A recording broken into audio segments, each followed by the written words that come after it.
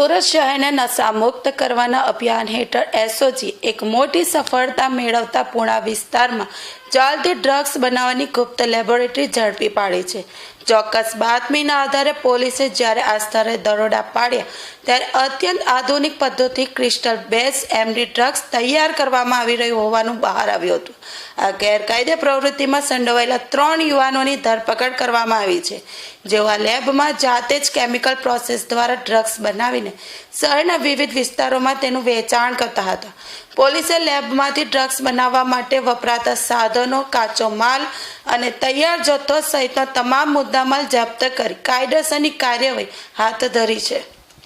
MD બનાવવાની જે lab ઝડપાઈ છે એના અંદર 1 તારીખે અમે કેસ કરેલો અમરેલી 232 ગ્રામ એમડીનો। એમાં જે આરોપી પકડાયેલા જે તે વખતે 2 આરોપી જે છે નાસ્તા પડતા હતા। એમાં કુશાલ રાણપરિયા અને ભરત લાઠિયા બંનેને ગઈકાલે ઝડપી પાડવામાં અને એમની પૂછપરછ દરમિયાનમાં ખબર પડી કે બ્રિજેશ ગુજરાલ ભાલોડિયા જે છે એ આ ડ્રગ જે છે બનાવતો હતો, કારણ કે પોતે એથર કંપનીમાં સિનિયર કેમિસ્ટ તરીકે કામ કરે છે, પોતે કે એમએસસી કેમિસ્ટ્રી કરેલું છે અને એને અલગ અલગ જે ડ્રગ્સ કઈ રીતે બને, અલગ અલગ કેમિકલ છે એનું નોલેજ છે। તો એ ત્યાં એક લેબ છે ડિક્રિયા કરીને food and pharma analysis lab, ત્યાં એક કમ્પાર્ટમેન્ટ ભાડે રાખીને આ ડ્રગ્સ જે બનાવતો હતો એને પણ પકડવામાં આવેલો છે। જે લેબની અંદર આ જે કમ્પાર્ટમેન્ટ છે એમાં જેટલા પણ સાધનો છે તમામને જે છે મુદ્દામાલની અંદર લેવામાં આવ્યા છે। જે મુદ્દામાલ છે એની વિગત આ પ્રમાણે છે કે ત્યાંથી છે ફનેલ છે, ફ્લાસ્ક છે, પંપ વેક્યુમ છે, ડિજિટલ વોચ છે, વજન કાંટો વગેરે મુદ્દામાલ જે છે જપ્ત કરવામાં આવે છે। જે અલગ અલગ કેમિકલ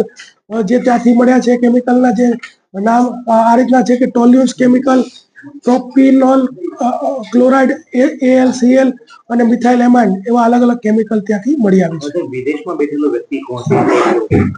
આજે લોકો પકડાયા છે એમાંથી મોટા ભાગના જે માલિબા કોલેજ કેમિસ્ટ્રીના વિદ્યાર્થીઓ છે ને વિદેશ જે પકડાયા વિદેશમાં લંડનમાં જે છે વ્યક્તિનું નામ જનક જાગાણી છે, એ પણ આ લોકોના ગ્રુપનો જ સભ્ય છે અને એ ત્યાંથી આ લોકોને ગાઈડ કરતો હતો અને ત્યાં સપ્લાય કરવાનું છે એનું ગાઈડન્સ પણ આપતો હતો। જે અત્યારે 16 ગ્રામ જે બ્લુ ક્રિસ્ટલ એમડી પકડાયું છે એ પણ કોઈ મુંબઈ અથવા ગોવાની રેવ પાર્ટીમાં આપવાનું હતું, આવું એણે કીધું હતું કે હું જ્યારે કહું ત્યારે સપ્લાય કરજો। તો એ પણ કાલે કેસ કરવામાં ઝડપેલું છે। હવે કઈ રીતની કાર્યવાહી? હવે એની ડીપમાં આ લોકોની પૂછપરછ કરવામાં આવશે, એના રિમાન્ડ લેવામાં આવશે તથા જે જનક જાગાણી છે જે લંડનમાં છે એની ઇન્ટરનેશનલ લો મુજબ કાર્યવાહી કરવામાં આવશે।